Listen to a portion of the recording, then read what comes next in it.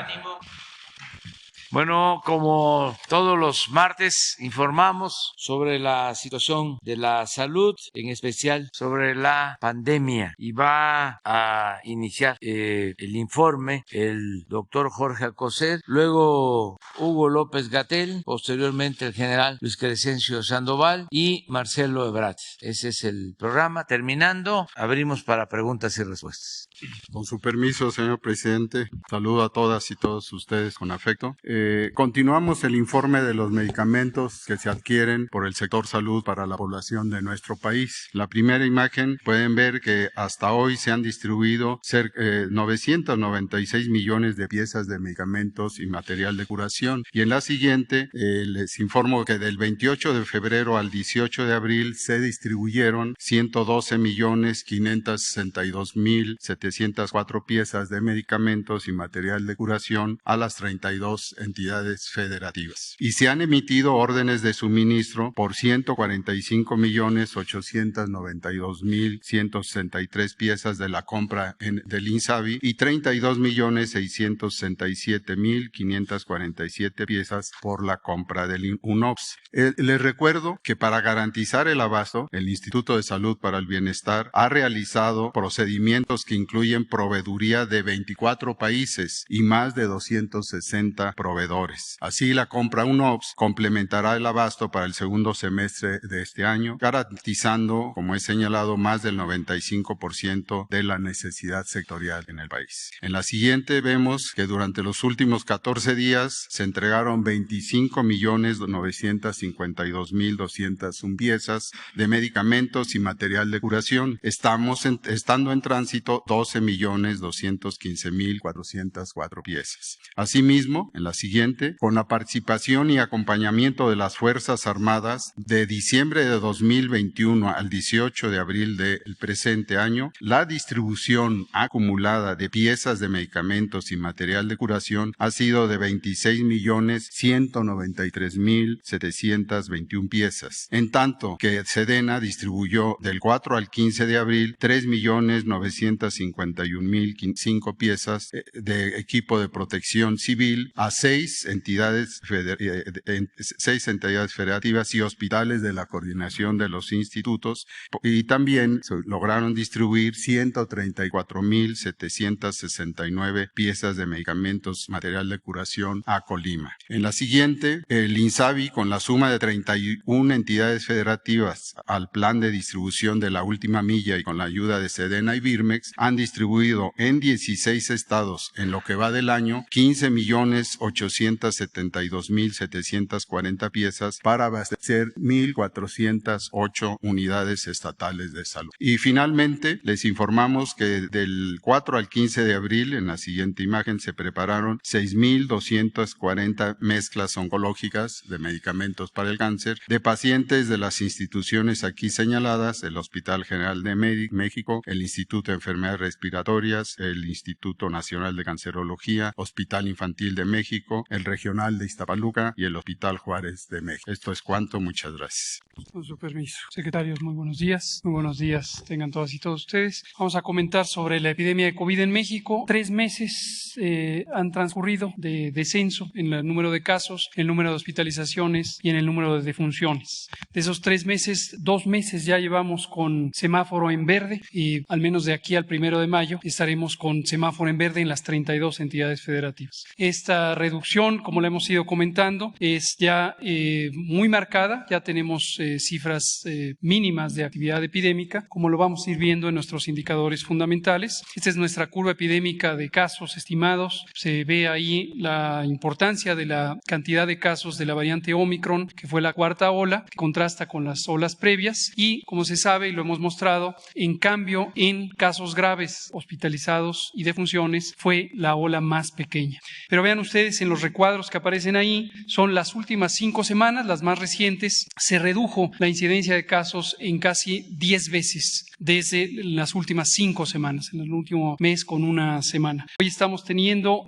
un promedio diario de 188 casos en todo el país, en promedio en la semana más reciente. La siguiente, por favor. Por su parte, en la hospitalización, las cifras son mínimas, ya no son casi visibles en la gráfica. Aquí Aquí presentamos las dos curvas epidémicas de hospitalización. La zona que está en color claro, arriba de la curva roja y la curva verde, representan la cantidad de camas que tuvimos disponibles en todo momento para alojar a las personas que enfermaron. Y lo que está en la curva roja y en la curva de color verde son la cantidad de hospitalizaciones que hubo en camas generales y en camas con ventilador respectivamente. Y vean ustedes cómo en este momento tenemos solo 4 y 2% respectivamente de ocupación de este tipo de camas. La siguiente, por favor. Nos muestra la mortalidad y aquí también la reducción es muy notoria. En las últimas 5 semanas se redujo prácticamente 10 veces la cantidad de defunciones y en este momento tenemos solo 4 defunciones diarias promedio por COVID-19 en todo el país. Hay entidades federativas, ya son 2/3 partes, que han tenido días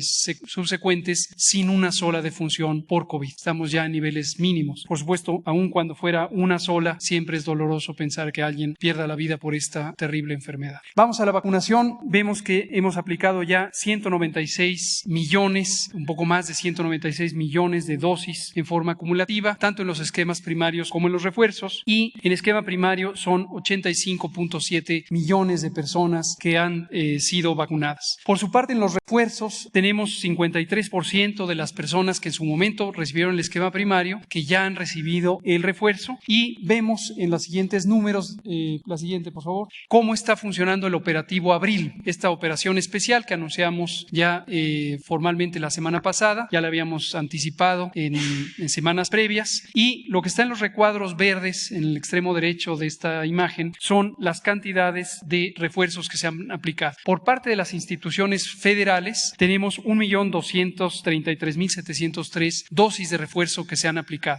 y por su parte en el operativo Correcaminos, pero durante este mes de abril se han aplicado 842.727 dosis. Lo que está en los otros dos recuadros es el total de refuerzos y lo que corresponde a lo que se aplicó en el esquema regular de refuerzos antes de esta operación especial Abril. Termino mostrando lo que se ve en detalle. Durante este operativo Abril, en suma han sido 2.178.746 dosis aplicadas. La gran mayoría son refuerzos, pero todavía identificamos cerca de 100,000 personas que o bien no habían recibido su dosis de segunda dosis o bien no se habían vacunado.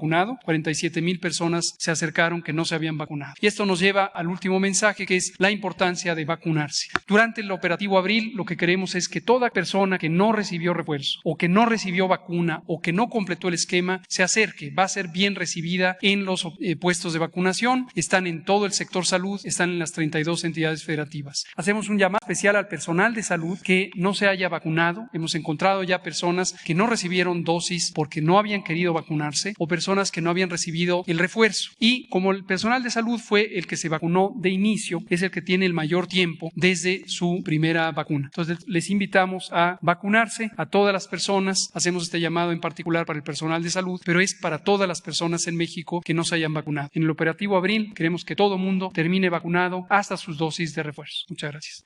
Con permiso, señor presidente, continuamos con el informe de distribución de vacunas. El día de ayer, de la existencia que se tenía en INCAN y en Birmex, se distribuyeron 2.294.460 dosis. Adelante, vamos a ver aquí la manera en que lo hicimos. En distribución aérea fueron 776,000 dosis. Se atendieron 12 entidades federativas a través de 2 rutas aéreas con aeronaves de la Fuerza Aérea Mexicana. La ruta 1 se cubrió Nayarit, Sinaloa, Baja California Sur, Sonora y Chihuahua. En la ruta 2 se atendió Veracruz, Tabasco, Yucatán, Quintana Roo, Campeche, Chiapas y Oaxaca. En la distribución terrestre, un total de 1.518.460 dosis.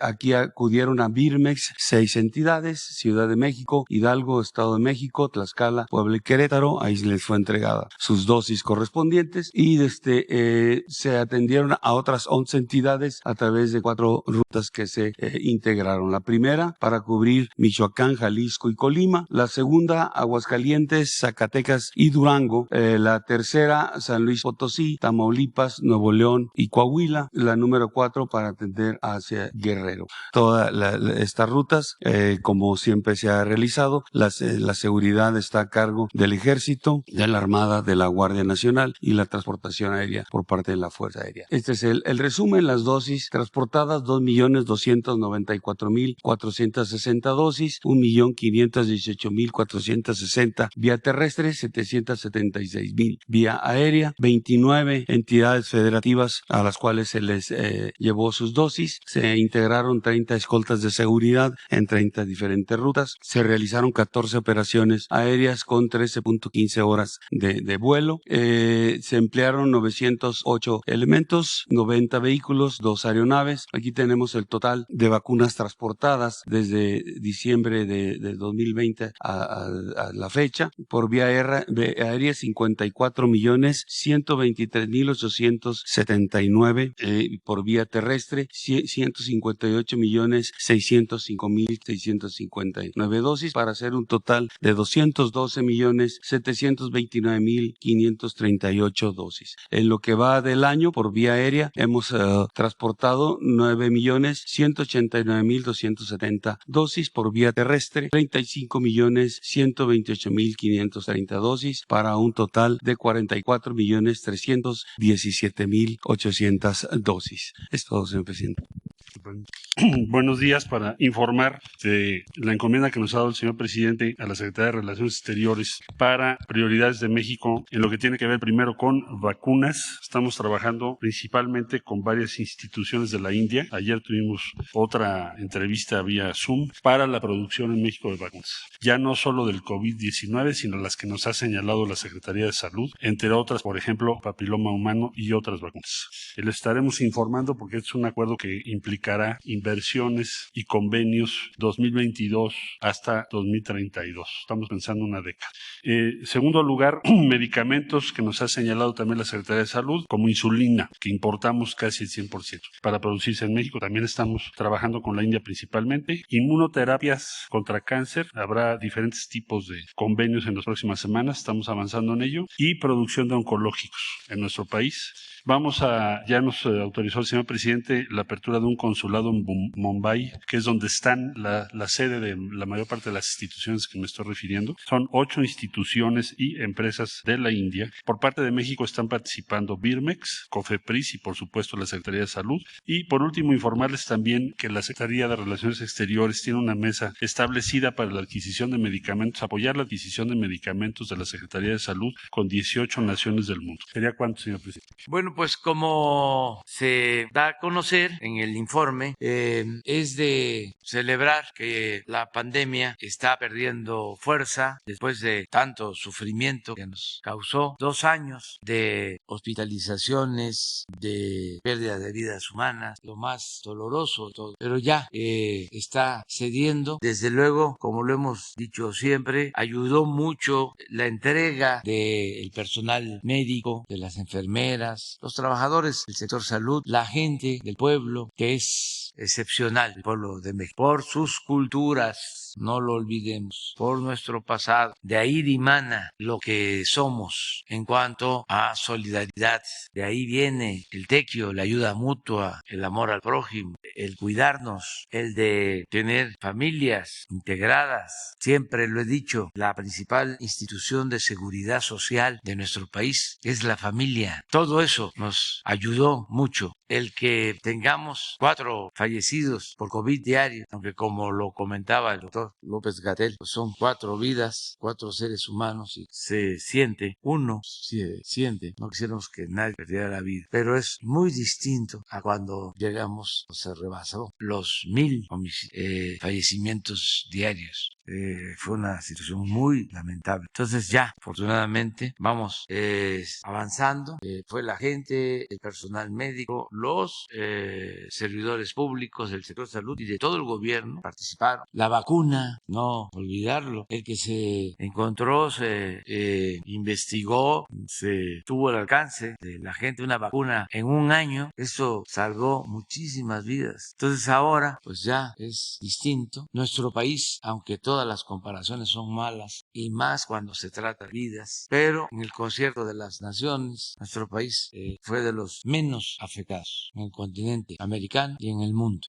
Esto fue un logro de todos. Vamos a continuar porque necesitamos terminar de vacunar a todos. Exhorto, llamo, convoco a todos los que no se han vacunado a que lo hagan, todavía es tiempo. A los que les falta una vacuna, a los que les faltan los refuerzos. Estamos en una campaña intensa de vacunación que queremos terminar a finales de este mes porque posteriormente ya vamos a tener las vacunas en centros de salud, en hospitales. Ya no van a vacunarse a las personas visitándolas en sus casas, ni van a haber centros de vacunación especiales. Sí van a haber vacunas en todos los centros de salud, todos los hospitales, pero se termina el plan de vacunación y ya en mayo ya vamos a empezar a informar, así como lo hacemos en caso de la vacunación, sobre cómo se está fortaleciendo el sistema de salud pública. Ese va a ser el tema, cómo vamos avanzando en el propósito que tenemos de hacer valer el artículo 4 de la Constitución, el derecho a la salud, que los que no tienen seguridad social tengan garantizada la atención médica, los estudios clínicos, todos los medicamentos. Entonces vamos a informar todos los martes sobre ese plan, cómo se va avanzando. Ya se inició en Nayarit, que es el modelo que estamos aplicando de federalización de la salud,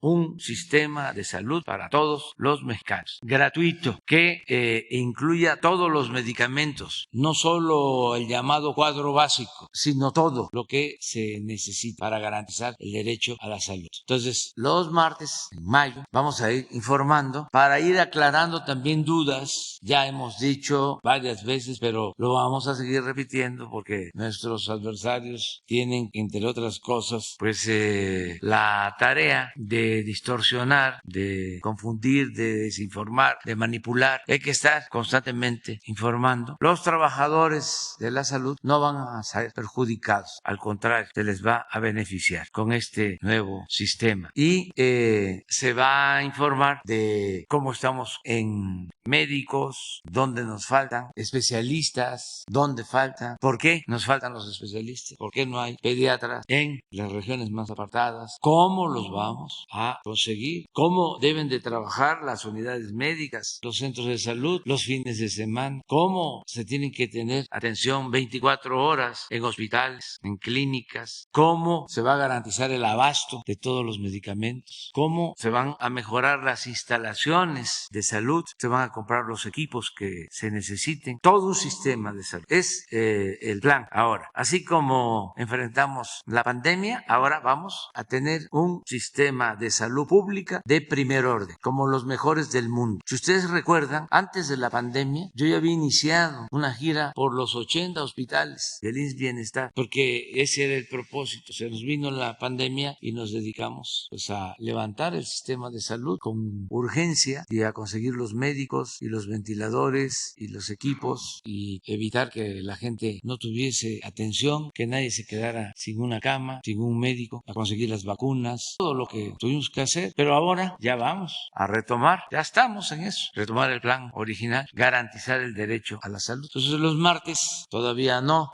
todo este mes sigue siendo la pandemia el tema, pero ya para mayo ya es a ver cómo vamos y seguramente a ustedes les van a estar preguntando o les van a estar mandando información de dónde no hay médicos, dónde faltan los medicamentos, y esto nos va a ayudar mucho a que entre todos y desde abajo se consiga fortalecer el sistema de salud. Ese es el propósito. Puras mujeres, porque ayer 2, 3, 4, 5, 6, 7...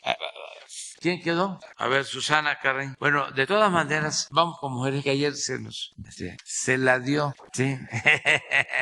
No, ya mañana ya estamos parejos. Adelante. Gracias, presidente. Buenos días a todos. Susana Carreño, de Puerto Vallarta, Radio Universidad de Guadalajara, Canal 44 y Foro Nacional de Periodistas. De la misma manera que usted quiere proteger los bienes de la nación con la reforma eléctrica, ayer con los 298 votos a favor de la reforma a la ley minera, la protección del litio en Jalisco y particularmente en Puerto Vallarta, queremos proteger también el medio ambiente. Queremos proteger proteger los bienes de la nación. El 16 de julio fue la primera vez que vine del año pasado, aquí en la mañanera. Le comenté lo que pasaba en Vallarta. Usted dio instrucciones a varios funcionarios, entre ellos a la secretaria del Medio Ambiente, María Luisa Albores, que hoy está en Puerto Vallarta, en Bahía de Banderas, firmando el convenio ecológico participativo con varios funcionarios. El que usted les haya dado instrucción a ellos, que nos haya puesto en contacto con ellos, despejó una serie de irregularidades que se han vivido por muchos años en Jalisco y particularmente en Puerto Vallarta. ¿Qué ha salido de todas estas participaciones que he tenido aquí? Esta es la séptima. Le tengo resultados, presidente. Salieron al descubierto permisos apócrifos de la delegación Conagua Jalisco. Energía Verde Mayer no cuenta con ningún permiso de infraestructura hidráulica. Ya estaba dinamitando para hacer una hidroeléctrica.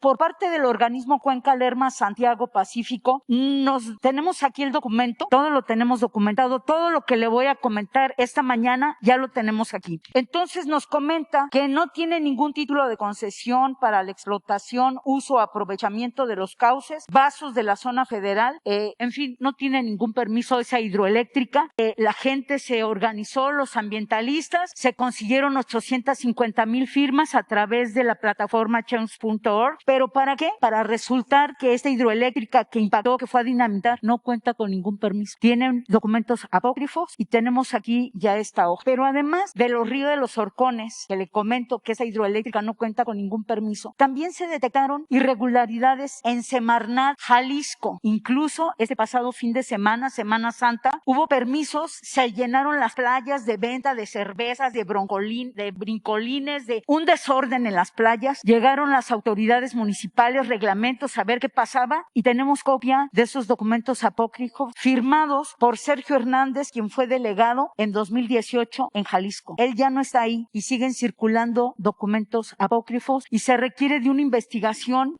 bastante fuerte para detectar a más gente que esa era su forma de vida y no lo puede dejar y siguen afectando a Puerto Vallarta. Por otro lado, también con la Gaceta Ecológica están aquí edificios que piden autorizaciones para 10, 12 o 13 pisos, pero en la realidad, presidente, se están anunciando de 30 pisos. Algunos no tienen estudios de impacto ambiental y detectamos uno en particular en una plaza que pertenece a algunas personas de otras administraciones federales, que ya le vamos a tener también la información, porque luego se quejan de que ya no tienen sus pensiones, pero aquí van a salir a relucir muchas cosas. Entonces, volviendo al tema y a todas las irregularidades, aquí está también, estuvo la Senapred, nos dio el dictamen del deslave, del derrumbe, ¿se acuerda que venimos a dar cuenta? Aquí están ya todos los dictámenes, no es zona de riesgo, es de alto riesgo, no se permite ninguna construcción ahí, pero ¿sabe qué? Amparos, gente que se insiste en construir. ¿Por qué traigo todo esto a colación? Porque si algo pasa aquí, porque la fractura ya va hacia arriba, va a haber nombres y apellidos de quienes dieron licencias y se aferran a seguir construyendo. Aprovecho que está aquí el canciller, que está el secretario Marcelo Ebrard, porque varios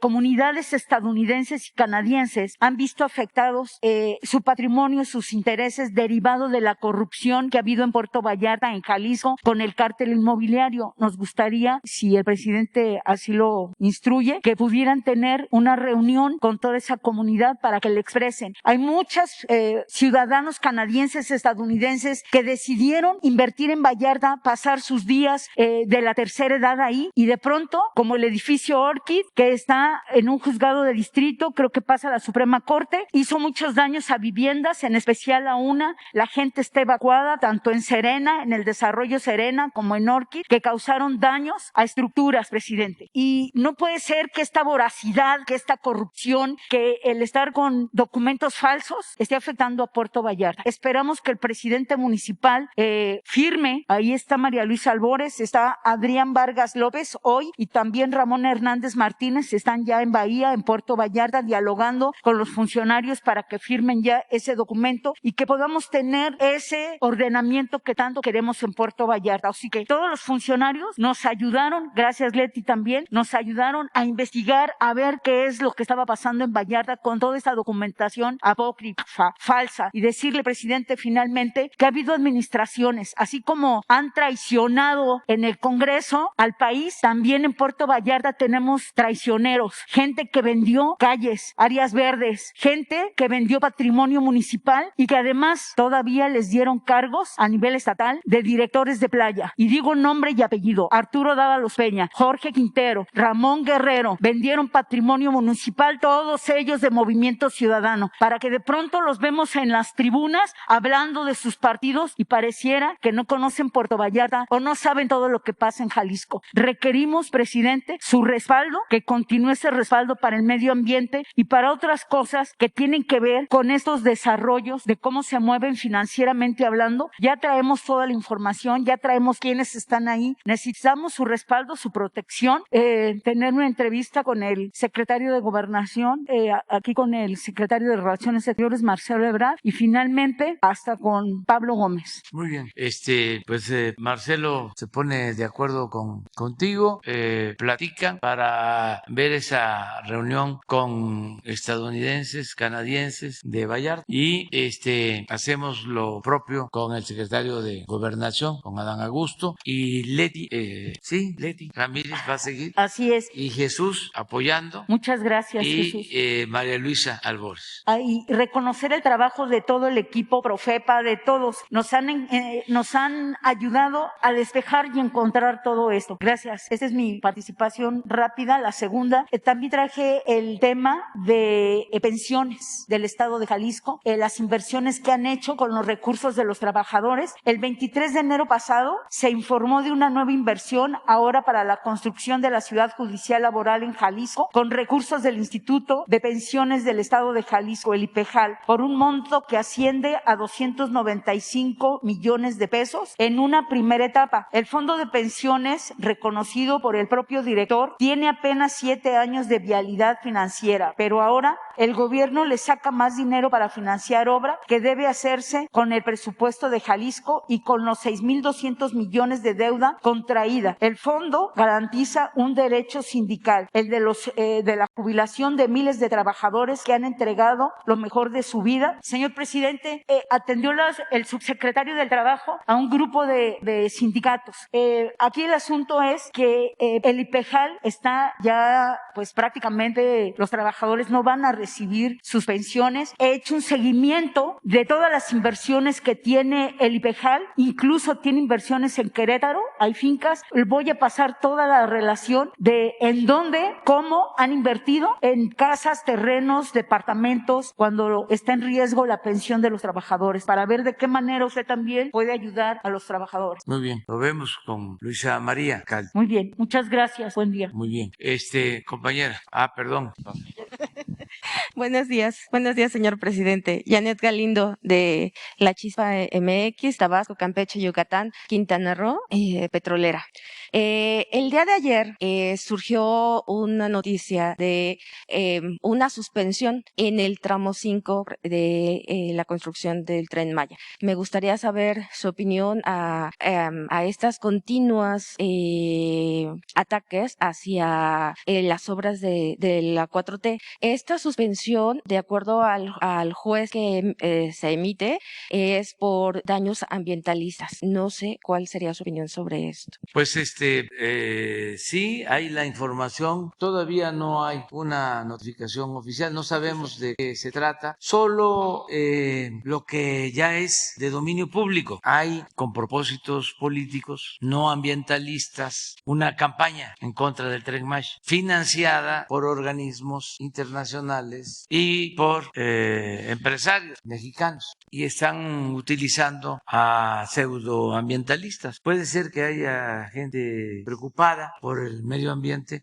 pero por lo general se trata de gente sin convicciones, sin escrúpulos morales, de ninguna índole, porque como ahora les sale la preocupación por el medio ambiente, que no vieron lo que estaba haciendo Calica, nada más que como es una empresa estadounidense muy poderosa. ¿Cómo se llama la constructora? Vulcan. Estoy esperando ya respuesta a un planteamiento que les hicimos, porque de lo contrario vamos a proceder jurídicamente. ¿Por qué no pones los videos de la destrucción que no vieron los ambientalistas estos? Que está precisamente en el tramo 5. Sí, sí, es el Por tramo eso 5. lo menciono. Y cómo el trazo del Tren Maya respeta ríos subterráneos, no afecta cenotes. Sí, y lo Tan que es así que los campesinos, ejidatarios, pequeños propietarios, todos dieron su anuencia, pero este es un asunto de tipo político. ¿Por qué los ambientalistas no se pronunciaron en contra de Xcaret, que hicieron ríos o desviaron ríos subterráneos? Eso ahí en el tren, digo en el tramo 5, pero en Valladolid escarbaron para unir cenotes. ¿Y cómo es que los ambientalistas nunca se dieron cuenta? O el juez de Mérida, ¿dónde andaba? No lo supo, no es obligación, porque él ve solo escritos. Pues es todo lo que tiene que ir cambiando, porque un juez lo que tiene que procurar es la justicia. Para eso está en un distrito, para hacer justicia. Es como la Corte, es Suprema Corte de Justicia de la Nación, no es la Suprema Corte del Derecho o de lo chueco. Entonces hay que ver de qué se trata, pero miren esto. Esto no lo vieron.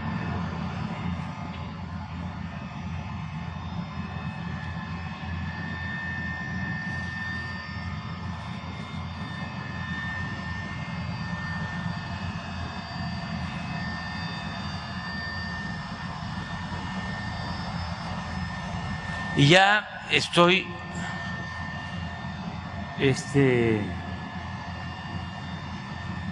pensando que estos de Calica, como ya no pueden sacar el material que se llevaban a Estados Unidos,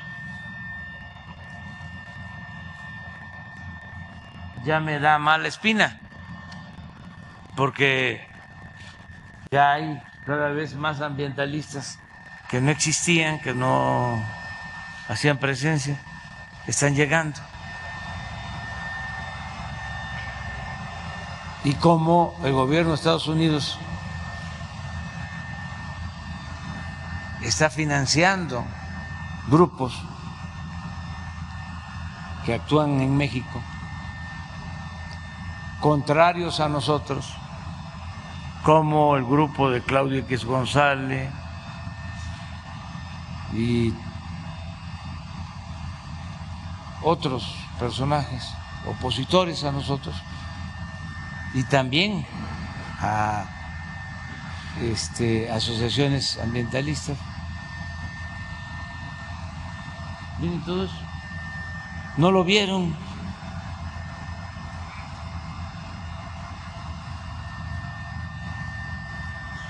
Hasta ahí. Entonces vamos a esperar a ver qué es lo que están ahora reclamando y buscar la forma de defenderlos legalmente. Sí, porque mucho de lo que dicen es que las vibraciones del tren van a afectar todos los cenotes y todas las cuevas que hay. No se afecta ningún cenote, ni el río subterráneo. Okay. El video de los señores, nada más para que tengan la idea, ellos viven de los cenotes y cuidan los cenotes. Es una comunidad que está, de ahí de donde se hizo esa destrucción tolerada, es el ejido de donde se hizo esa destrucción, Calica, hacia Tulum, está este ejido, y viven de los turistas que llegan a ver cenotes. Y de manera tramposa, deshonesta, los pseudoambientalistas y los patrocinadores hablaron de que íbamos a pasar por los cenotes de Asíntope, y ellos mismos pues aclararon de que no era así. Pero pues es lo que está sucediendo en el país.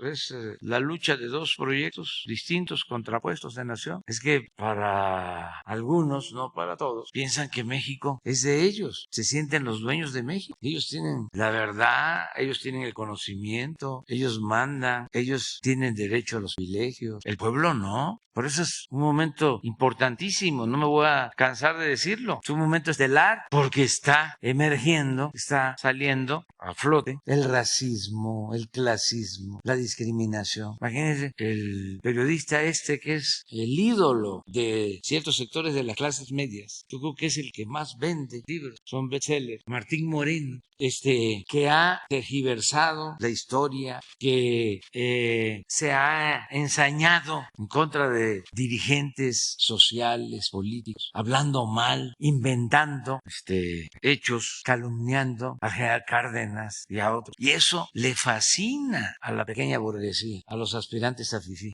por su individualismo, porque están en contra de los campesinos, porque el general Cárdenas le entregó la tierra a los campesinos, porque el general Cárdenas demostraba tenerle un profundo amor al pueblo. Entonces hay sectores muy desinformados, que además, esa es la paradoja, se creen que son muy cultos, porque incluso algunos tienen hasta doctorados, son sabiondos, pero tienen una mentalidad reaccionaria, conservadora, retrógrada, de lo peor. Entonces todo eso es lo que está saliendo. Ya les he contado, pero ayuda mucho a entenderlo. Y lo digo porque mi trabajo tiene que ver con la pedagogía. Soy dirigente y por eso, a diferencia de un escritor que no se debe de repetir, un dirigente sí tiene que estar repitiendo, porque su propósito es orientar, concientizar para cambiar o contribuir a cambiar mentalidades o auspiciar cambios en la mentalidad del pueblo. Y los jóvenes que tienen una mente abierta, fresca, deben de tener toda la información, que si no hay la dictadura mediática, el control absoluto como era antes de los medios de información. Entonces no solo es la educación formal, sino la educación también informal la que va contribuyendo a la formación de este pensamiento retrógrado, conservador, individualista, clasista. Entonces recuerdo que era yo jefe de gobierno y no estaba como ahora, pero también había un rechazo hacia nosotros. El señor Miguel Alemán, hijo del presidente Alemán, era gobernador de Veracruz, me ofreció una réplica de una cabeza olmeca para colocarla en un sitio en la Ciudad de México, y decidimos que el mejor lugar era una esquina hacia Santa Fe, una avenida, un cruce, poner ahí una glorieta y la cabeza, y ahí está la cabeza. Pero como había que inaugurarla, les di instrucciones a quienes se ocupaban de eso en el servicio público, de que nada de doble fila ni de mucha gente, los indispensables, y que no se alargaran mucho en los discursos, porque íbamos a estar ahí como una vitrina. Me acuerdo de una novela de, ¿cómo se llamaba? El gran escritor cubano, su hijo también, Eliseo Diego, hizo una buena novela donde habla de las jaulas en los zoológicos, cómo se llega a la gente a sentir cuando está en una jaula en un zoológico o en una vitrina que te están viendo todo el mundo. Y bueno, así era, ¿no? Un lugar muy visto. Y ya le íbamos librando. Ya estaba ya hablando el gobernador de Veracruz y nada más faltaba yo. Y ya empiezo a hablar casi para decir muchas gracias, Miguel. Sí, esta es la cultura madre, la cultura olmeca. Esto es un extraordinario regalo para la ciudad y felicidades y gracias al pueblo de Veracruz. Muchas gracias. Así, pero había yo empezado cuando entonces pasa una señora, mujer, una camioneta de esas, más o menos, no más o menos, más, sí, porque pasa y me ve, estoy hablando, y baja y grita: Andrés Manuel, eres un naco. Eso está ahí. Bueno, el presidente del INE también burlándose de un grupo de indígenas que fue a verlo, burlándose de ellos. Otro escritor que estuvo en un tiempo con nosotros y que afortunadamente agarró otro camino, pero llegó a poner en un artículo en La Jornada, como símil, puso que no tenía la culpa el indio, sino el que lo hacía compadre, intelectual, racista. Pero eso está ahí. Entonces, la gente, nuestro pueblo, afortunadamente, nos da su apoyo y esto es una transformación, lo que estamos ahora viviendo. Y están molestísimos los aspirantes a fifís, pero molestísimos, porque pues es su modo de vida. Entonces, ofrezco disculpas. ¿Por qué tengo yo que decirlo? Porque no quiero que los jóvenes vayan asimilando, internalizando ese pensamiento conservador, inhumano, autoritario, creo, de creerse más. Yo no creo ni siquiera en las razas, yo creo en las culturas. Admiro al maestro Vasconcelos, pero en eso no estoy de acuerdo con él, con el lema de la UNAM. Pero bueno, cada quien puede pensar con absoluta libertad y eso es lo que estamos viviendo ahora. Y vamos a que el Poder Judicial resuelva, pero el tren va. Como sucedió ayer, estoy muy contento con lo del litio. Es que no dicen nada, pero ellos saben muy bien lo que significa el litio. Es un mineral estratégico y que sí va a requerir, porque estuve leyendo comentarios de que para qué vamos a tener el litio si nos va a faltar la tecnología. Sí, pero ahí vamos a ir desarrollando la tecnología o se adquiere, pero el litio es nuestro. Es un poco lo que sucedió cuando la expropiación petrolera. Nos condenaron las empresas extranjeras diciendo de que no íbamos a poder sacar adelante la industria petrolera y que los íbamos a ir a buscar porque no íbamos a tener la tecnología. Y los trabajadores petroleros, los técnicos petroleros mexicanos sacaron adelante a Pemex. Entonces fue una muy buena decisión la del día de ayer. A ver si no le jalan las orejas a los que no hicieron su trabajo completo, porque pensaron que bloqueando la reforma constitucional, ya con eso estaba resuelto. No. Me doy cuenta de que están molestos por la actitud del periódico Reforma, que es el vocero del grupo conservador, es el boletín. Entonces está dale y dale de que no se contó bien en la Suprema Corte.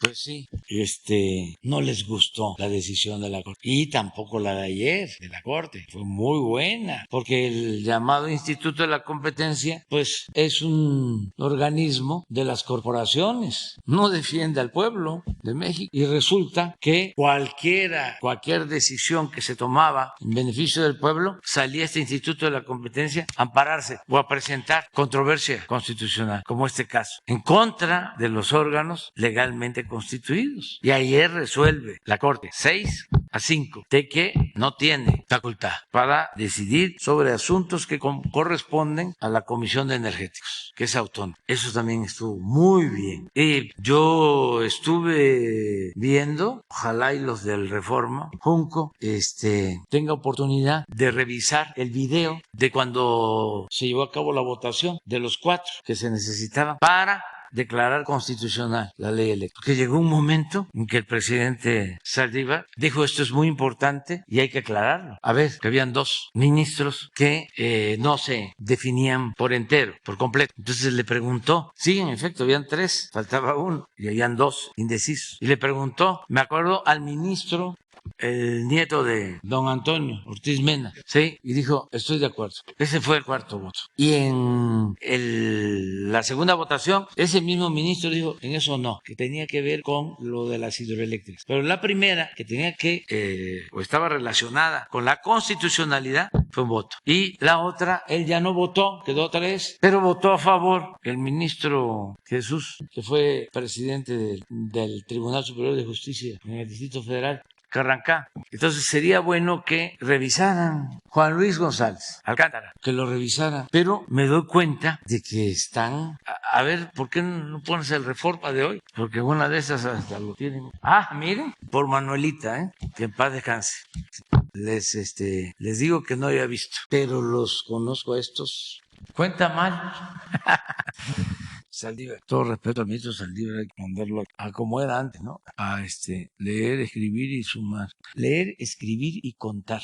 Saber leer, escribir y contar. Pero bueno, eso es lo que estamos viviendo en la actualidad. Y hoy en el Senado, se va a ver también lo de la ley de litio, porque ya pasó la Cámara de Diputados. Y fíjense qué claro todo, ¿no? Cuando se va a decidir de que el litio sea de la nación, se salen. No. Sí, son 3 hojas. La ley son 3 hojas. ¿Cómo no las van a buscar? O sea, si a mí me importa, no, pero aceptando sin conceder, si tiene que ver con un bien de la nación que ambicionan extranjeros. Me consta de que lo ambicionan. No estoy seguro, pero hay quienes sostienen que el golpe de Estado en Bolivia tuvo que ver con el litio. Yo no lo puedo asegurar. Si no lo diría. Evo lo dijo, pero ese es su punto de vista. Entonces imagínense salirse y de que son traidores a la patria quienes entregan a extranjeros los recursos naturales, eso no hay duda. Eso lo dijo Ricardo Flores Magón y lo dijo el general Cárdenas. Y está en la carta o en el planteamiento claro de Adolfo López Mateos cuando nacionaliza la industria eléctrica. Que no le anden buscando. No actuaron de manera consecuente. Claro, defiende ese punto Krause. Pues sí, pero Krause cuando ha tomado en cuenta el pensamiento de Flores Magón o el pensamiento de Lázaro Cárdenas, sobre todo en lo que tiene que ver con la recuperación del petróleo, que estaba en manos de extranjeros. Y es respetable el que tengan esas posturas. Somos distintos, pero ya, cada quien en su sitio. Nada de andar simulando. Fuera máscara. Soy independiente. No tengo partido. Fue objetivo. Yo soy intelectual, yo soy científico. Que se vayan con ese cuento a otro lado. Hay una buena anécdota. Cuando Porfirio Díaz dejó a su compadre en la presidencia, porque estaban llegando y habían derrocado a Sebastián Lerdo de Tejada, que era un gobierno legal, y lo derrocaron con la bandera de la no reelección. Porfirio Díaz, 1876. Pues él cubre el primer periodo hasta 1880, pero del 80 al 84, pues no podía reelegirse, entonces dejó a su compadre de 80 a 84, pero su compadre pues se quería quedar, que era en aquel entonces muy muelle, muy cómodo el sillón presidencial, la silla, y se le quería quedar y le empieza a mover a todos, movimiento estudiantil, que por cierto los estudiantes siempre en México han sido como la levadura de los movimientos, siempre, pero acá no precisamente con los estudiantes, sino con otros sectores, porque Manuel González quiso cambiar la moneda de plata por una moneda de níquel, y eso lo aprovechó Porfirio para levantar un movimiento en su contra. Entonces ya cuando Manuel González estaba muy debilitado, incluso acusado de corrupción, con todos los medios ya encima, lo fue a ver Porfirio Díaz al despacho, lo vino a ver, a decirle: compadre, te vengo a informar, aunque yo creo que ya lo sabes, que yo no tengo nada que ver con esto, nada que ver. Y dicen que Manuel González, que estaba manco, porque en la batalla de Puebla perdió el brazo, igual que Obregón, después, la de Celaya, empezó a jalar, se volteó sobre el escritorio y empezó a jalar los cajones. ¿Y qué haces, compadre? Le dice: ando buscando al tonto que te lo crea. Le dijo otra cosa, pero así están estos, somos independientes, no tomamos partido, o así era, hacemos periodismo objetivo, plural, equilibrado, aquí tienen participación todos. No, ahora se ve clarísimo de que no hay equilibrios, no hay equilibrio, pero sí está surgiendo un movimiento distinto en redes. Lee unos textos en redes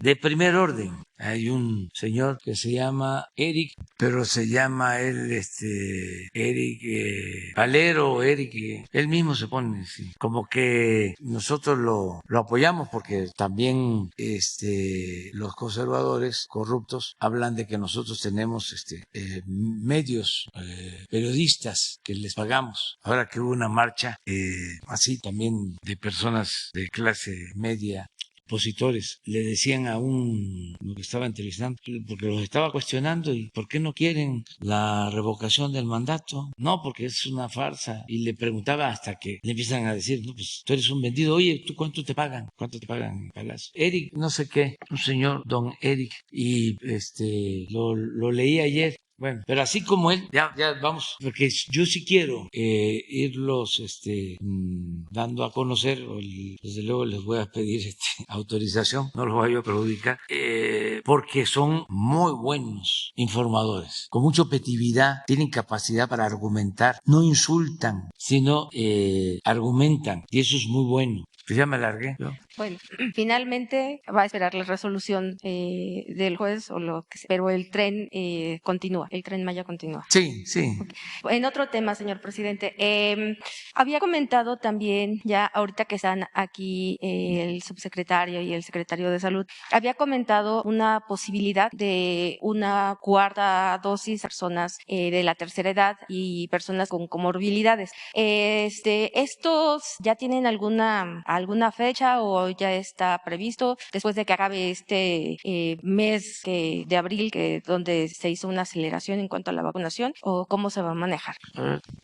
Presidente, gracias, Janet Galindo, por la pregunta. Sí vimos que cuando arrancó el operativo Abril, el 11 de abril pasado, empezó a haber alguna información un poco dispersa sobre las cuartas dosis en algunas entidades federativas, en algunas instituciones. Comento cuál es el elemento técnico detrás de esto. Las dosis de refuerzo en prácticamente todas las vacunas que existen son la tercera dosis, porque todos los esquemas o la mayoría son de 2 dosis, excepto de las vacunas usadas en México, la vacuna CanSino, que es de una sola dosis, por lo tanto el refuerzo es la segunda, no la tercera dosis. En algunos países del mundo se han autorizado segundos refuerzos, lo que se convertiría en cuartas dosis. Por ejemplo, en Estados Unidos, la Agencia de Fármacos y Alimentos, la FDA, autorizó el uso de una cuarta dosis. La Agencia Europea de Medicamentos también lo hizo. Pero el uso concreto de esa posible cuarta dosis no necesariamente se está considerando de manera generalizada. En algunas recomendaciones técnicas que tienen carácter de recomendaciones, pero no de lineamientos, en esos países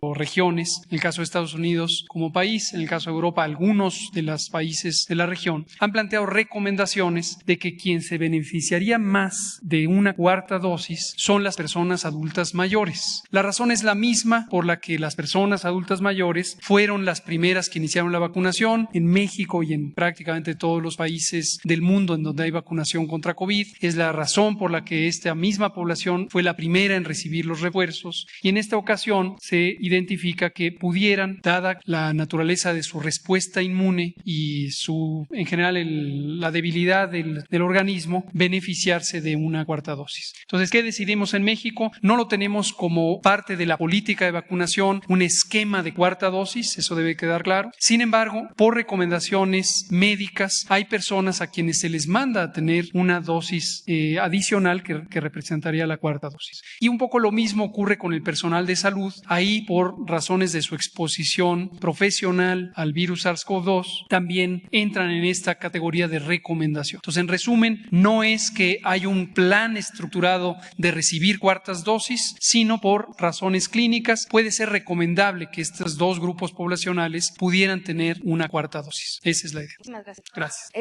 Perdón, doctor Gatell. A ver, doctor. Perdón, Perdón. A ver, dejemos que... Sí, para los niños, para los menores de 5 años, ¿ya está programada la vacuna? ¿Ya van a llegar? Como las lo que vacunas? estamos haciendo ¿Cómo con la lo vacuna de los niños, aquí retomo también un poco para reiterar a la población, al pueblo, lo que pudieran haberles confundido con múltiples información en estos periódicos que han querido señalar como que nos resistimos a vacunar niños. Aquí ya lo hemos platicado, lo ha preguntado Shaila Rosigel en 2 ocasiones, Carlos Guzmán de Aba Noticias en 2 ocasiones, y ya lo hemos explicado también muchas veces. Nunca ha habido oposición a vacunar niños, niñas y adolescentes. Lo que ha habido un señalamiento muy consistente, que está escrito además desde el 8 de diciembre de 2020, cuando presentamos públicamente la Política Nacional de Vacunación contra COVID. Hay un orden muy consistente de la persona de mayor riesgo a la persona de menor riesgo. ¿Quién es la persona de mayor riesgo? La persona adulta mayor, la persona que tiene enfermedades crónicas que debilitan el sistema inmune o que aumentan el riesgo de complicaciones de COVID grave, y después los menos grandes, hasta llegar a la persona más joven. La evidencia es muy consistente, la evidencia científica, la evidencia técnica, de que niñas, niños, en particular en el grupo de 5 a 11 años, de todas las personas, son las que tienen el menor riesgo. Afortunadamente, tienen el menor riesgo de complicarse, de necesitar hospitalización, de padecer COVID grave y desde luego de morir. Entonces, manteniendo esa congruencia, esa consistencia, hemos ido ampliando la vacunación, primero con los esquemas básicos de una o doble dosis según el tipo de vacuna, empezando de arriba a abajo en edad, considerando también a poblaciones de mayor riesgo, el personal de salud por su exposición, niñas, niños, adolescentes con comorbilidades, que lo estamos vacunando desde hace ya 5 meses. Por cierto, se han acercado menos de los que deberían. Nosotros estimamos que iba a haber 2,5 millones millones de personas entre 12 y 17 años con enfermedades crónicas y solo se han acercado un poco más de 400,000. Entonces también reiteramos, quien tiene esas características que se vacune. Finalmente llegamos al momento en donde, conforme avancemos en estos refuerzos del operativo Abril y terminemos la vacunación de la población de mayor riesgo, tocará el turno, ahora sí, a los de menor riesgo. Y tenemos varios mecanismos con los que estamos procurando el tener esas vacunas. Por un lado, ya lo habíamos señalado, está el mecanismo COVAX. En este mecanismo tenemos $78 millones invertidos. La manera en que funciona es con pagos anticipados para todos los países que se metieron a este mecanismo. Y ahí tenemos 78 millones. Hasta el momento de dólares. Hasta el momento, el mecanismo COVAX no ha puesto en oferta la vacuna específica que se necesita para 5 a 11 años. Todavía no. Es una vacuna de Pfizer, pero en otra formulación, en otro tipo de envasado, en las dosis correspondientes a ese grupo. Por otro lado, también ya hemos hecho exploración, solicitándoselo directamente a Pfizer, que nos diga si podría darnos o no en contrato vacunas. Ya nos respondió que sí, que eventualmente podría entregarlas en el segundo trimestre de 2022, obviamente después de la negociación de un contrato. Y hay otras vacunas en el mundo, también hay que tenerlo presente, no solo es Pfizer.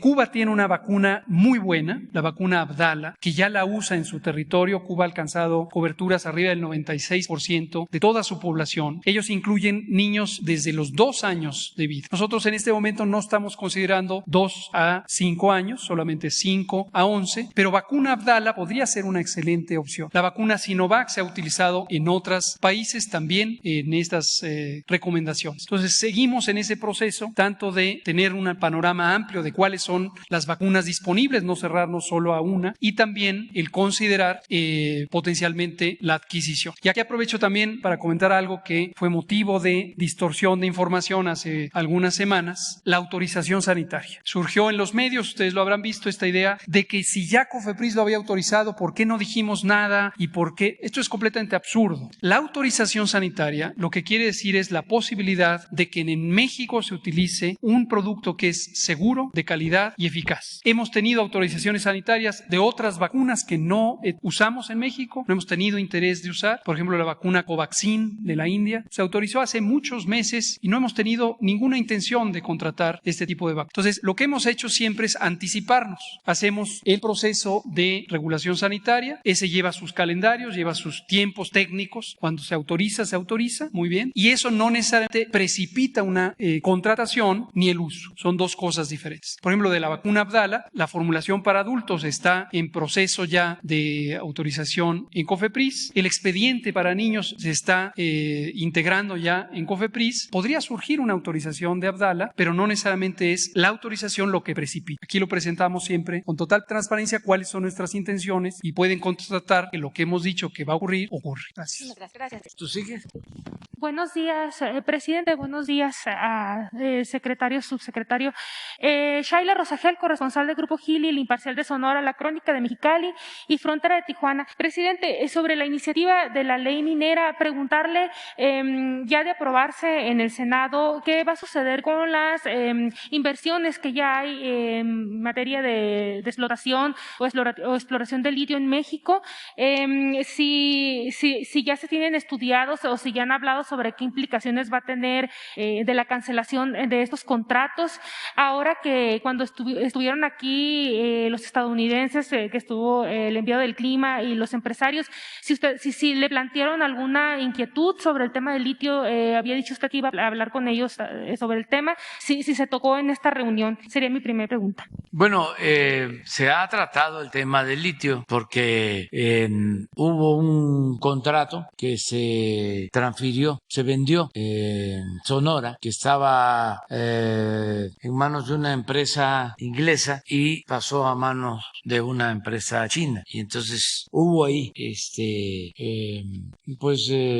solicitud de información del por qué se había entregado esa autorización. Tuvo que ver con un organismo de estos autónomos, creo que de la COFES también, y surgió también una revisión sobre el contrato y se está analizando si se entregaron los permisos correspondientes y si se llevó a cabo el procedimiento de la consulta a las comunidades. Entonces, esos contratos en específico se tienen que revisar. Si no son contratos que se hayan entregado para litio, pues no tienen ninguna posibilidad de ser utilizados para la exploración y explotación del litio. Entonces, ¿se van a revisar esos contratos? O sea, ¿no está decidido si se cancelan? Sí, se van a revisar todos los contratos. Los autorizados para litio. Hoy vienen los medios de que se entregaron 150,000 hectáreas en el gobierno pasado a algunas empresas. Eso se tiene que revisar y se tiene que ver si se cumplió con los procedimientos. Es un poco lo de Vallarta, de no cumplir con los requisitos, incluso de presentar documentos falsos, apócrifos. Entonces se hace la revisión. No se suspenden los contratos para otros minerales. Eso continúa vigente. Es para el litio. O sea, no es para la plata, no es para el oro, para el cobre. Es litio. También para que no haya incertidumbre. Es básicamente el litio. Y por ejemplo, en estos contratos que hay, por ejemplo, como el de Sonora, si no es específicamente del litio, ese ya va a quedar descartado. Si no es litio, están descartados. Muy bien, presidente, muchas gracias. En Sonora, el gobernador Alfonso Durazo ya anunció que Sonora se va a integrar a la federalización del sistema de salud. Entonces, pues, preguntarle, ahorita comentaba que no va a haber afectación a los trabajadores.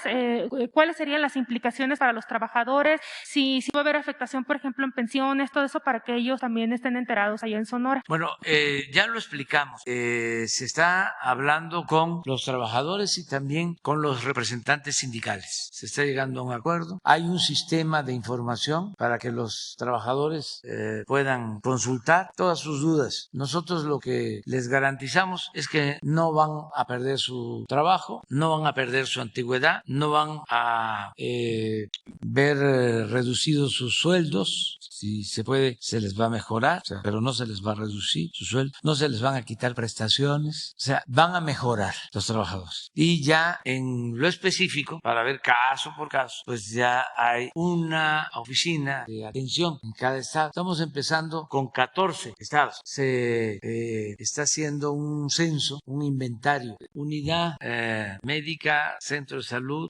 hospital, todos en un estado. Se está recorriendo con brigadas y en el inventario se está viendo qué hay y también qué no hay. Entonces, al final ya se tiene un diagnóstico de qué falta en cada centro de salud, en cada hospital. Esto en infraestructura, en equipo, en médicos, especialistas, la situación del personal, a cuántos hay que pacificar, incluso una estimación de cuánto nos va a significar de inversión, porque no es gasto, es una inversión para cada estado. Y ya contamos con el presupuesto. Por eso yo considero que este año vamos a avanzar mucho. En esos 14 estados, en este año va a funcionar de primera el sistema, como de los mejores del mundo. Y estamos buscando la incorporación de otros estados. También es voluntario. Si un estado no quiere la federalización, se le va a seguir entregando su dinero, lo que por derecho les corresponde, sus transferencias, y ellos van a contratar a los médicos y van a comprar los medicamentos y van a mantener los hospitales y los centros de salud. Es decir, presidente, este plan no sacaría las finanzas del IMSS, sino que va a haber dinero extra. Esa parte es que el IMSS tiene dos sistemas, el de derechohabientes como el ISSSTE, y este es un sistema para atender a población abierta, los que no tienen seguridad social, que son pues un poco más de la mitad de los mexicanos que no tienen seguridad social. Entonces, pero en la Constitución está establecido el derecho a la salud, pero si en la práctica no se ofrece, pues es letra muerta, como muchas cosas que no se cumplían. Entonces, necesitamos que se cumpla con el artículo 4 de la Constitución el derecho del pueblo a la salud.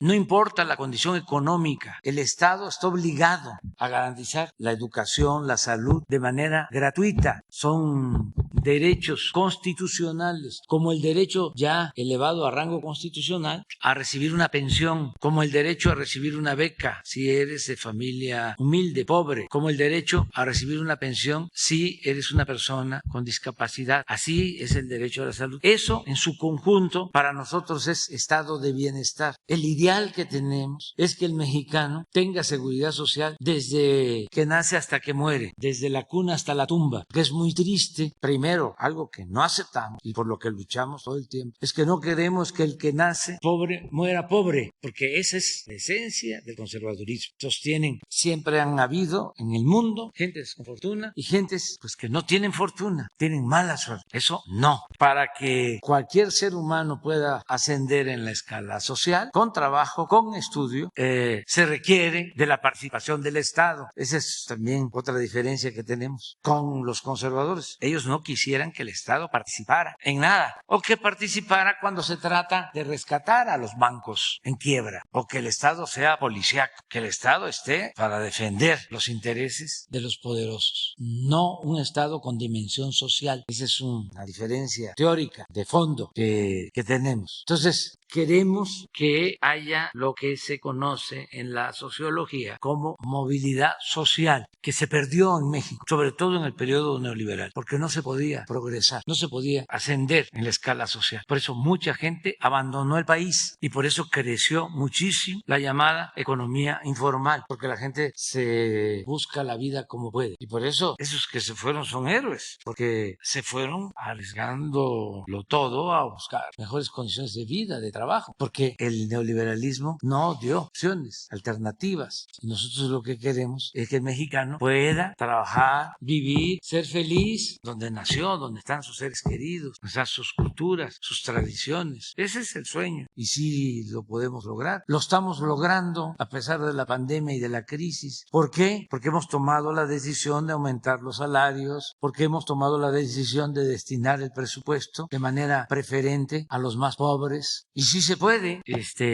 frenar el empobrecimiento de la gente, ir con el estudio, con el trabajo, ascendiendo, saliendo adelante, que la gente tenga oportunidades. Ese es nuestro planteamiento. Gracias, presidente. Ya por último, el sábado pasado salió la tercera caravana migrante de Tapachula. Preguntarles, van hacia Estados Unidos, ¿no? Si se les va a garantizar el libre paso por México, qué es lo que se tiene previsto aquí. Y nada más para cerrar el tema de las vacunas de los niños, si ya saben cuántas vacunas, cuántas dosis se necesitan para cubrir a este grupo de edad de 5 a 11 años, y estos $78 millones con COVAX, ¿a cuántas dosis equivalen que se esperarían de esta vacuna? Pues nos alcanza lo que tenemos con COVAX, porque son más de $70 millones y nos cuestan las vacunas para los niños, según lo que nos informaron ayer, alrededor de $30 millones. Sí, por eso, pero en general ya nos alcanza lo que ya tenemos. El caso de COVAX es un dinero que ya les entregamos, o sea, les pagamos por adelantado. Lo que queremos es que nos den estas vacunas que requerimos. ¿Cuál es tu otra pregunta? Eso pues, Marcelo. Bueno, se actuará según lo reportó el Instituto Nacional de Migración conforme a las disposiciones vigentes en México. Es decir, no puedes tener libre tránsito por México sin condición legal. Puedes solicitar refugio, puedes solicitar asilo, puedes solicitar visa de trabajo. Hay visas de trabajo regionales o temporales. Entonces, lo que va a hacer el Instituto Nacional de Migración es aplicar esa disposición legal, que es su obligación. Eso es lo que hará y ya les estará informando qué avances logramos. Hemos ido resolviendo pues las diferentes circunstancias que se han presentado, pero lo que no se puede es tener una excepcionalidad y transcurrir por nuestro territorio sin ninguna condición legal. Eso no se puede porque la ley no lo permite. Gracias. ¿Quién sigue por acá? Una compañera. ¿Te quedas ya para mañana? Gracias, Sí. Gracias, presidente. Buenos días a todos. Nancy Rodríguez de Oro Sólido y de Empuje Migrante. Es un mensaje de los trabajadores en huelga de Cananea, presidente, que ya tienen más de 80 días aquí en la Ciudad de México y no se les ha dado respuesta. Dice, funcionarios se niegan a que haya justicia en Cananea. El personal del doctor Encinas, subsecretario de Gobernación, cerró el diálogo amistoso propuesto por la Comisión Internacional de Derechos Humanos al negarse a retirar acusaciones penales contra 2 líderes de Cananea y a mejorar las propuestas propuestas que hizo hace 2 meses para resolver la huelga de Cananea, que en julio del 2022 cumple ya 15 años, dándole así un triunfo más a la impunidad de Germán Larrea, explotador y depredador de Cananea, el que roba el agua de los ríos Sonora, Bacanuchi y San Pedro. Contamina esos ríos y los seca, enferma la población de esas riberas y abre un futuro exclusivo en Sonora a sus privilegios y abusos. Germán Larrea, el oligarca que nunca da la cara, corrompe autoridades a través de varios despachos, como lo hizo con su abogado Fernando Gómez Mon, al ponerle como secretario de Gobernación de 2008 a 2010 con Felipe Calderón para acabar con la huelga de Cananea del 30 de julio del 2007. Con recursos ilegales, pero aceptados por la Junta Federal, los tribunales de amparo y hasta la Suprema Corte, como lo señaló en la admisibilidad de la Interamericana del 28 de mayo del 2021. Los despachos de Larrea inventaron un juicio laboral por causas de fuerza mayor para despedir a 1,200 mineros de Cananea y acabar con el derecho de huelga, con una sola prueba carente de valor que, sin embargo, la validó la Junta Federal, los tribunales de amparo y la Suprema Corte, como consta en la admisibilidad de la Comisión de Derechos Humanos Internacional. Germán Larrea gozó de la impunidad del gobierno de Fox el 19 de febrero de 2006 por la tragedia de Pasta de Conchos, al no ser castigado por incumplir las normas de seguridad y por la advertencia del peligro en la mina, hecha por inspectores de la Secretaría del Trabajo, como consta en la recomendación 26/2006 de la Comisión Nacional de Derechos Humanos. Peor, Larrea se opuso al rescate de los mineros sin saber cuántos seguían aún vivos después de las explosiones y hasta llegó a anteponer un amparo para obtener el no rescate de los cadáveres en 2014. Los gobiernos de Calderón y de Peña Nieto otorgaron plena impunidad a Larrea por los muertos y el no rescate de ellos en Pasta de Conchos y por el derrame de tóxicos contaminantes en los ríos Sonora, Bacanuchi y San Pedro. En el caso de Pasta de Conchos, el presidente López Obrador reabrió el rescate de los cadáveres y junto con la admisibilidad de la Comisión Interamericana de Derechos Humanos, el Estado mexicano otorgó casas, becas, seguro e indemnizaciones a las viudas y familias de los mineros. Pero ahora funcionarios de gobernación se niegan a hacerlo con los mineros de Cananea. Los mineros reclamamos el cumplimiento de la ley y la justicia. Presidente, ellos están aquí afuera, están viniendo diario y bueno, pues están también sufriendo persecución, acoso. Incluso la semana pasada yo denuncié en los videos que subimos que pues hasta a mí me han sacado videos, fotografías, me preguntan sobre ellos y pues les pregunto, alguno de ellos me dice que es de la Guardia Nacional, pero no trae uniforme. Al día siguiente fueron 4 personas, 3 hombres y una mujer vestidos de negro. También me preguntaron, les dije que de dónde eran, decían que eran del sector central, pues no sé de qué sector central. Entonces, bueno, pues ellos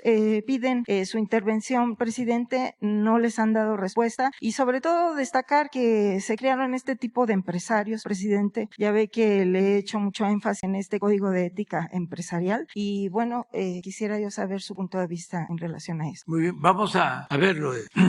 Leti, tú tienes ya antecedentes, ¿no?, sobre esto y hay que pedirle a Adán para que los reciba a ellos y va a ser necesario el que se sienten los de la Minera México con los dirigentes sindicales, porque ese es el fondo del asunto. No se ha logrado un acuerdo, una conciliación. Entonces hay que seguir insistiendo para que se abra una mesa de diálogo y se resuelvan los problemas. Muchas gracias, presidente. En otro tema, presidente, hermanos migrantes, precisamente usted que los acaba usted de mencionar, de Oxnard, California y de Salinas, California, denunciaron que privaron de la libertad a 3 de los jóvenes que me acompañaron al recorrido que hice a San Martín Peras. Entonces, quería yo preguntarle, pues, ¿cuándo podríamos tener el informe del maestro Adelfo Regino para saber si se les está ofreciendo el apoyo que usted nos dijo? Y también, bueno, presidente, en cuanto a estas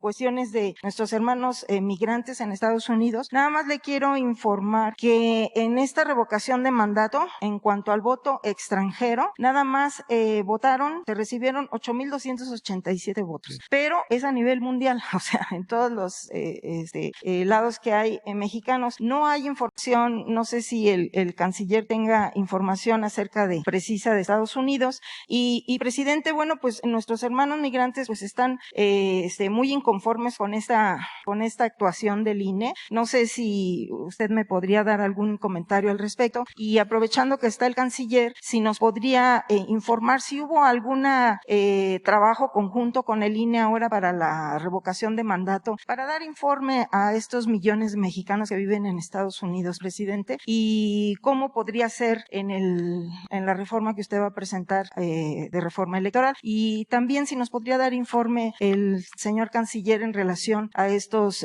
dos cónsules que estaban pendientes, recordará usted, acerca del de Dallas, Texas, Francisco de la Torre, y del de Nueva York, de Jorge Islas, por favor, presidente. Gracias. Muy bien. Adelfo Regino va a atender lo de los San Martín compañeros, Pérez. sí. Ajá. Y Marcelo. Permiso, señor presidente, muy breve. Diría yo, el modelo actual de participación electoral deja mucho que desear, es muy complejo. Y la constante en los procesos electorales es que tienes votos o número de votos muy pequeño. Entonces, ya nos pidió el señor presidente, y cuando él ordene, sí se lo presentaremos, cómo modificar las actuales disposiciones que dificultan el voto de los mexicanos en el exterior, principalmente en Estados Unidos, donde está más del 90% de los mexicanos en el exterior. Entonces, ya lo tenemos previsto para que eso cambie drásticamente. Entonces, más adelante, nada más que nos dé oportunidad al presidente de presentárselo, estamos trabajando también con Gobernación y otras instituciones para que se pueda modificar la ley, porque sí son demasiados procedimientos complejos para las y los mexicanos. En algunos casos en los estados ya hemos avanzado, pero nos falta el nacional, como tú bien lo estás marcando. Informes de los consulados, bueno, la información que necesites te la proporciono con mucho gusto. Gracias, presidente. Gracias, señor presidente. Buenos días, Liliana Noble de Pulso Saludable. Quisiera preguntarle, señor presidente, con estos 3 meses en la que la COVID-19 se ha estabilizado y han bajado los casos y las defunciones, ¿se podría pensar ya un estado endémico de la COVID-19 y en consecuencia qué se tendría que hacer al respecto? Esa sería mi primera pregunta. Gracias. Dices que si ya damos por terminada la pandemia. ¿Se terminaría la pandemia, pero la epidemia seguiría, o ya se puede llamar esto que los expertos le conocen como el estado Bueno, vamos endémico? a continuar pendientes ante cualquier situación, ¿no? Pero le vamos ahora a dedicar más tiempo a consolidar el sistema de salud, porque miren, todos los fallecidos nos duelen, ¿no? Pero tenemos mortalidad por enfermedades curables que tenemos que atender, por ejemplo, los infartos. Claro, las enfermedades del corazón. Están en los primeros lugares en mortalidad en el país. Entonces, cuando hablamos de los centros de salud, pues es que queremos tener en el centro de salud la atención primaria, el aplicar una inyección, ¿sí?, que permita al infartado llegar a un hospital donde pueda ser intervenido y salvarle la vida, porque muchos se pueden salvar. Sí, hay esa atención. Entonces, afortunadamente ya está bajando el número de fallecidos por la pandemia, y ahora vamos a atender a todos. Y mucha medicina preventiva, mucha medicina preventiva. Nosotros tenemos 2 campañas, acuérdense, permanentes. La que tiene que ver con el rechazo a las drogas, que esa va a continuar porque es dañina la droga, y sobre todo estas drogas químicas destruyen, y tenemos que dar información. Y aunque se enojen, no seguir solo recibiendo la información de las series donde pintan el mundo color de rosa, el mundo de las drogas, el de las mujeres y de los hombres guapos, el de las residencias, el de los carros último modelo, el de las alhajas, el del poder. A ver, háblenle al general, o más arriba. Pues eso, a lo mejor era antes, ya no es así. Y van creando una atmósfera en donde hay una vida fácil, dando a entender que esa es la felicidad. No, está la otra realidad, la otra cara de la moneda. El que los jóvenes que se vuelven adictos a esas drogas tienen 6 meses de vida. Entonces, informar sobre eso. Todos deberíamos estar informando. Claro, de hecho, Cada medio de comunicación debería estar informando, haciendo labor. Es una de las cosas que nosotros le planteamos al gobierno de Estados Unidos. ¿Dónde están las campañas de información a los jóvenes? ¿O dónde están los programas de atención a los jóvenes? Porque para tomar ese camino es porque no hay opciones, no hay alternativas. Es la búsqueda de la felicidad que causa infelicidad. Al final, dolor, muerte. Entonces, a ver, ¿dónde está la atención a los jóvenes?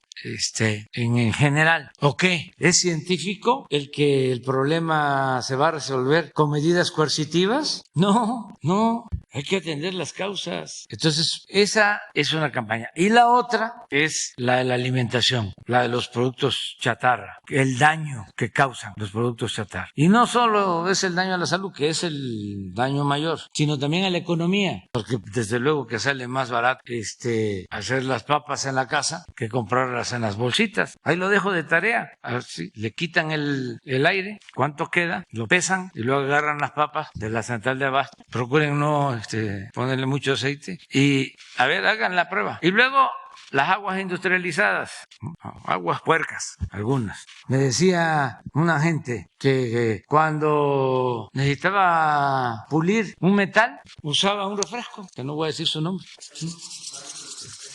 para sacarle brillo. Imagínense cómo quedan los intestinos, el estómago. Señor, El comer bien, no a las chatarras, señor presidente. no a la obesidad, y hay que hacer un gran esfuerzo en la familia y en el gobierno. Todos tenemos que cuidarnos, porque es mejor la prevención en todo, es mejor la medicina preventiva que la curativa. Claro, ya cuando un enfermo tiene que ser atendido, pues al hospital, pero lo mejor es no enfermarse, y para no enfermarnos, bueno, alimentarnos bien, y hay alimentos que no son caros. Tiene que ver básicamente con la educación nutricional, con la educación para la salud y el ejercicio, caminar, y si se puede correr, y si se pueden barrer, pues bárranse para que no les hagan agua. Gracias, señor presidente. Y en una segunda pregunta, justamente hace más o menos 2 semanas se reunieron